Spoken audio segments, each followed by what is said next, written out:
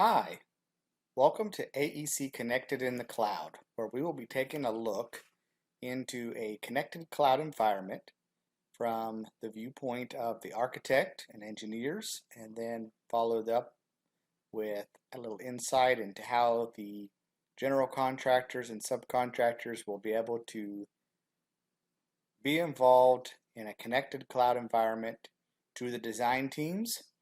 This is a three-part series where I'll be joined by Brody Whitlock and Bruce Harris. As I mentioned, my name is Matt, and I do come from a construction background. I eventually did get a degree in drafting and design, and it's through my experience in construction and the design space that I was able to come on board here at TPM and help to support the development of the construction support for the AEC industry. What our intent is as we connect the AEC project lifecycle.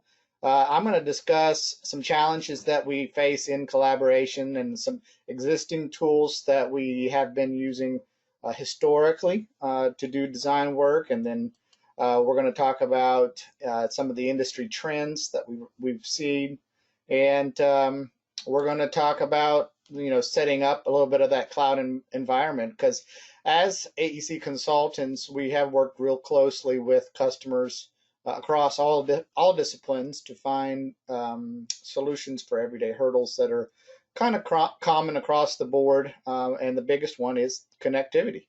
With the, like I mentioned a few minutes ago, with the evolution of the cloud, we've identified that really is a great connecting point for everyone. So let's take a few moments to discuss these things. Collaboration is the first thing. It's still a challenge, and it's not surprising. The engineering firms, the architect firms, and the general contractors, they've dealt with these disconnects when it comes to data management and workflows, reporting insights, mailing and forms. All of these things all work together to somehow create a final project. The end result is obviously the product that we want to hand over to the owners. And so some of those current tools that we've been using are like FTP sites, VPN networks, and basic cloud storage points. None of these things work really well for design data. We're talking about really large file transfers, the ability to be able to track design changes. They just have not been the most efficient. And so some of the hurdles in the industry today that we've just kind of uncovered and worked with our customers are lack of communication, design conflicts, being able to identify those as they come up, disjointed software application. So this is your point applications and siloed data where people are working with different products across disciplines. There's a lot of finger pointing, he said, she said scenarios that come up, and so what we want to kind of ask ourselves is, so why is being connected valuable? Beyond these hurdles and solving these solutions, and that kind of begins with what we see in industry trends. There's a statistic out that suggests that we're going to need to build 3,600 buildings a day by 2050. Urbanization is essentially what we see going on when we drive through town, and all of the infrastructure that's being developed and new buildings and growth with communities, and there's just a lot of that going on. Because of this, in the rising costs, we've seen the evolution of BIM itself, building information modeling, and there's a lot of associated savings with it for the improvement of data management. So that's led to BIM mandates with standards like the National BIM standard and new ISO requirements across the world. And that's because teams are now very geographically dispersed. We need to connect with each other and access critical project information in real time. It's more important than it's really ever been.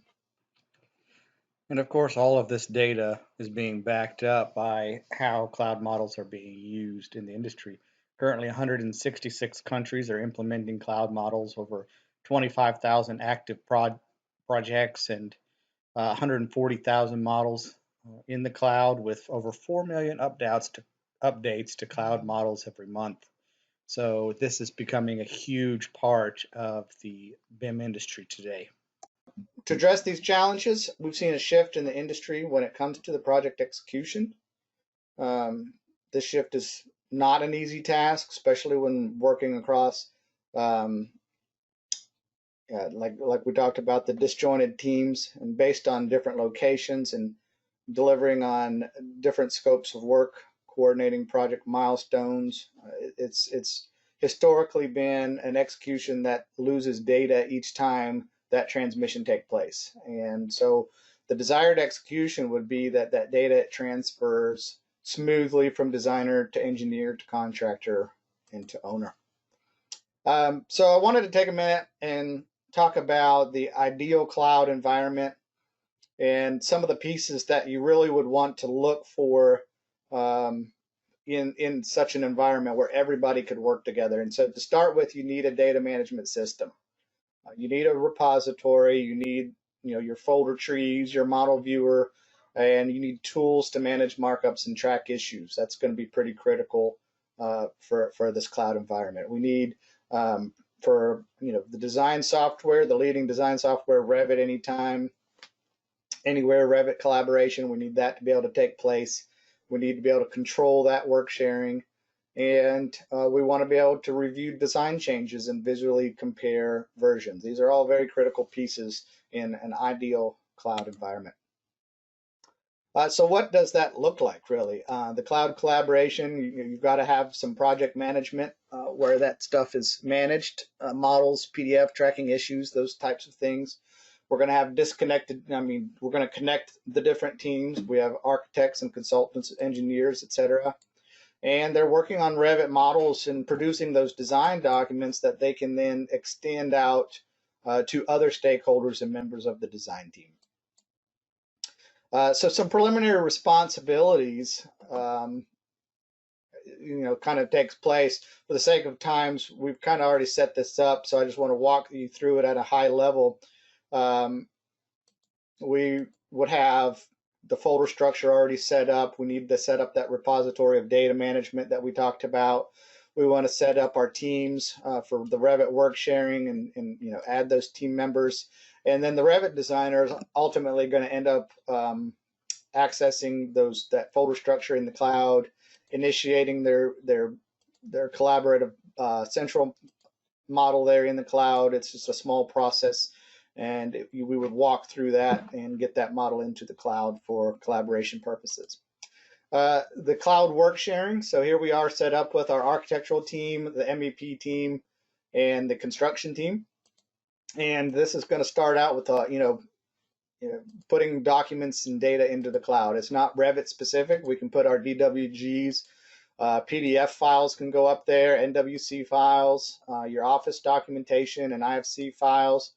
Those are all available for each one of these teams to access and use, and then sync their data back and forth. So each one is able to access that data in real time, and it's all stored in the same place. This is extremely valuable, and today we're going to be taking a look with Brody. I'm going to hand this over here in just a moment, let him introduce yourself. And what Brody's going to talk to us about today is kind of creating the project in the Revit side. We're going to take a look at viewing the model in the cloud space or from the internet browsers, and then he's going to show you how that Revit work sharing works and share a project out into the team space for the other teams to consume. With that, I'm going to hand it over to Brody, and hope you guys enjoy what he has to share with you guys today. Hey all, yes, thank you Matt for that introduction. Like he said, we're going to go over really what an architect sees, and especially when they start doing the project, and then we will also cover some other items as well throughout this process. I have a bachelor's degree from Clemson University, and then I did some studies for urban design at UNC Charlotte, And then more of my practical basis for using the software came from working with a large architecture firm in the Southeast, as well as working with a planning department in North Carolina. Like I said, today we're going to go over three things. The first thing we're going to look at is an already created design, but we're going to show choosing the items that need to be viewed or we want to be shared, as well as saving that to the cloud. Then next we're going to do a viewing of that design within the cloud, both 2D and 3D. And then we also are going to talk about sharing that point out, so that way next week Bruce will be able to actually use that model that we uploaded to the cloud for a multitude of things, especially showing the differences and changes in design. So yeah, right now, one thing that is highly recommended is to go ahead and figure out what things you want to publish. And these items will come into play whenever we are going back and actually uploading it and sharing a point in time model. As well, these are the items that will be able to be viewed during the online portion as far as the manipulating, well, not really manipulating, but actually just looking at the model, doing a walkthrough, looking at the 2D PDFs, as well as the information that you can see within. So after we hit save, we're actually going to start the collaboration piece. And as you can see, it will prompt you to save if you haven't saved in a while. However, once we click on save, it's going to open up the dialog as far as giving us an option to either save with our server or saving within the cloud. And here's that dialog box. Again, we're going to choose the cloud environment, and we're going to navigate to that folder that Matt set up before and previous to this actual webinar. That way we can have it there to show you guys. And then one thing I do recommend is normally you won't have a model that's so far along in the design process.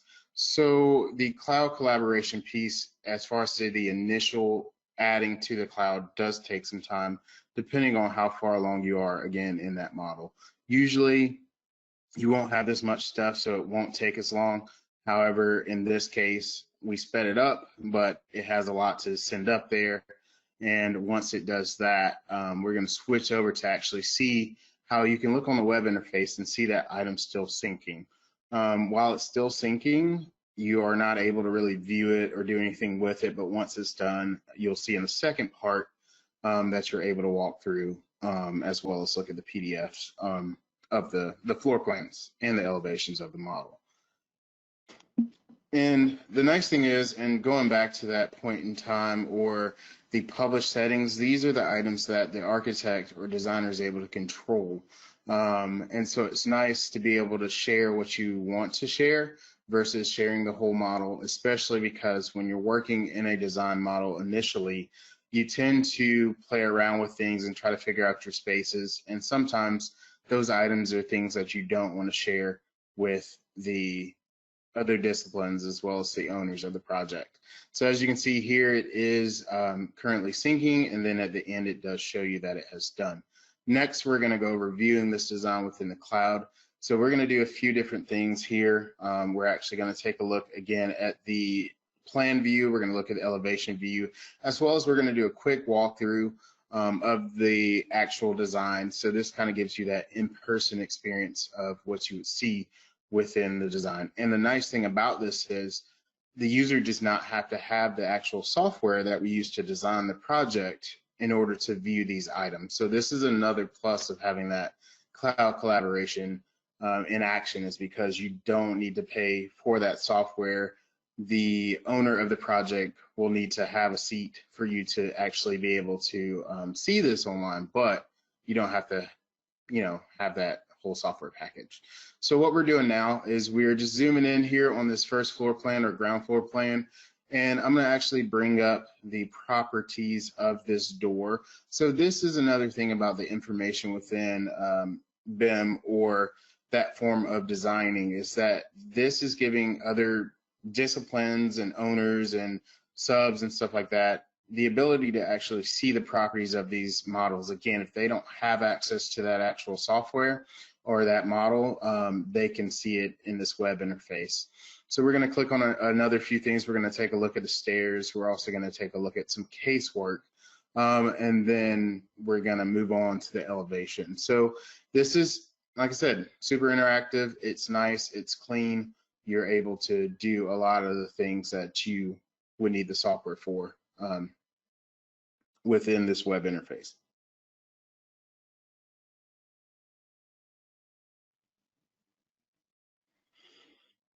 And of course, the more information that these items have in them, the more we'll display in our properties here.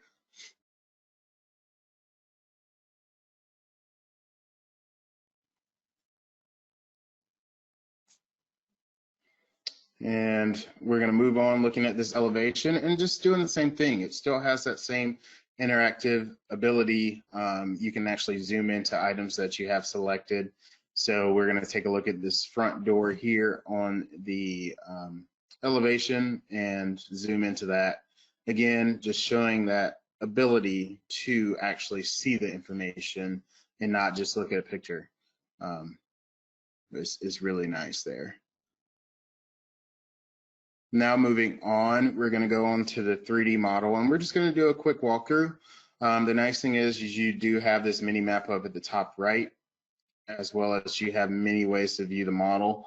So once we click on this rotate, and then we're going to click back on the first person view, and that will actually get us geared up to do our walkthrough. And it gives you little navigation tips. You can keep these up if you want, but you don't have to. Obviously, you have the option to not remind you again. And then on this mini map, you won't be able to, it helps you from getting lost in the model.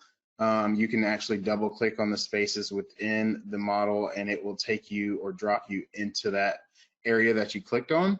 And using your mouse wheel or your keyboard, you're able to actually walk through that model. So looking around with my cursor, kind of helps you experience that space in a different way.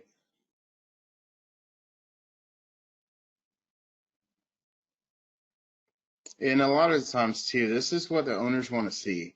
They don't really have, sometimes they don't have that mindset like a designer. We can sometimes actually see spaces in our head and try to explain them, but this is a lot easier than trying to explain it to them. Just having them being able to walk through that and see what you're talking about is a big key benefit to the cloud-based collaboration. Another nice thing too is we're going to actually take a quick walk up these stairs about to the first level or the first landing there, just to show you that the model is actually seeing that there are stairs, and those stairs are taking you to another level.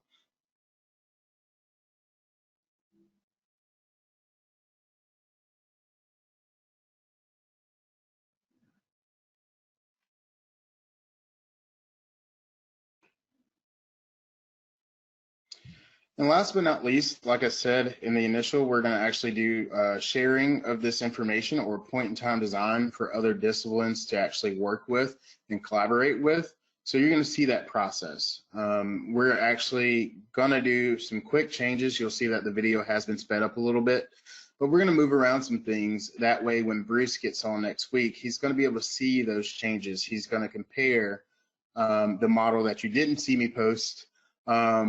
You're going to see that with the later one that I'm posting now. And he's going to be able to show you that they have the ability to see if it's worth actually using that model to continue with their design or not. So again, we're just making some quick changes. We're going to move those doors around a little bit. We're actually going to look at the floor structure of the model as well. So just giving him some meat to actually show that, that comparison feature is there.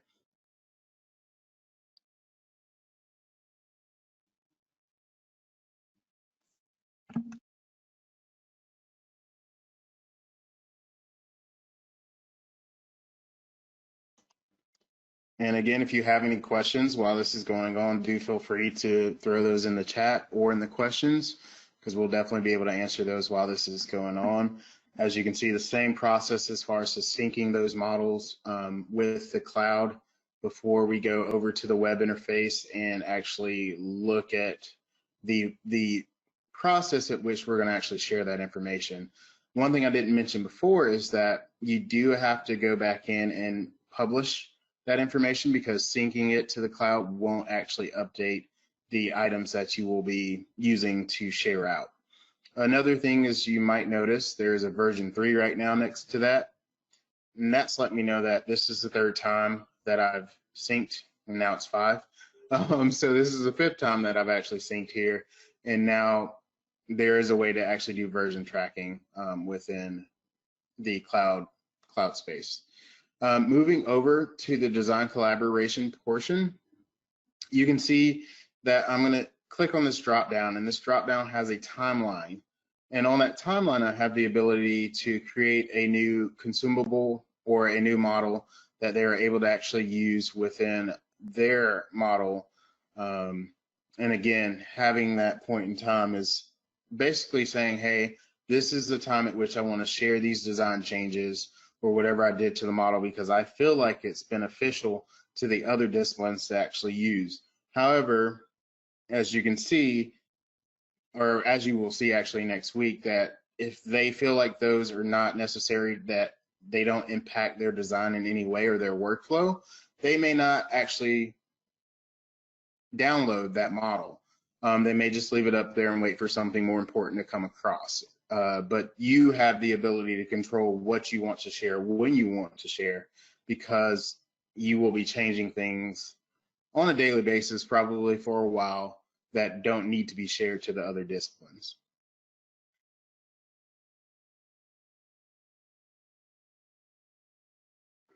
So now I'm sharing, and you can see up top there's a red 2, letting them know that there is 2 sets that have been shared out for them to download.